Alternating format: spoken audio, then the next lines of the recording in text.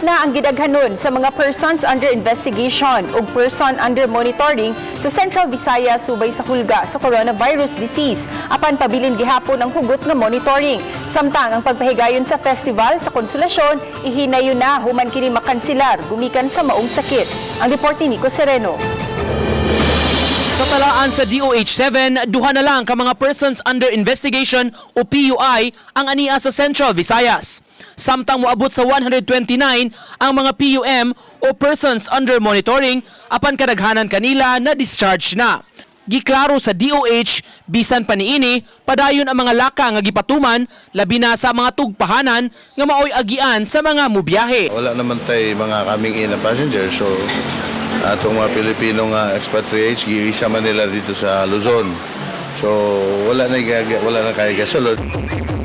Samtang human mapospone gumikan sa hulga sa coronavirus disease, hayan mahinayon na ang Sarok Festival sa lungsod sa Konsolasyon.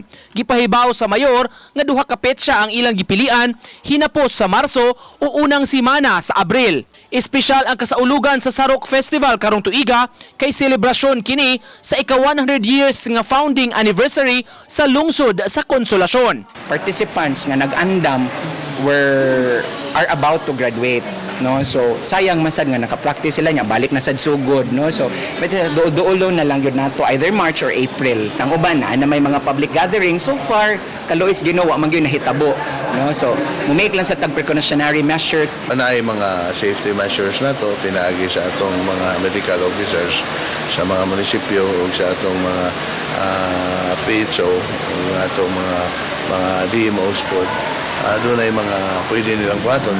Uban ni Marlon Melgazo, Nico Sereno, Balitong Bisdak.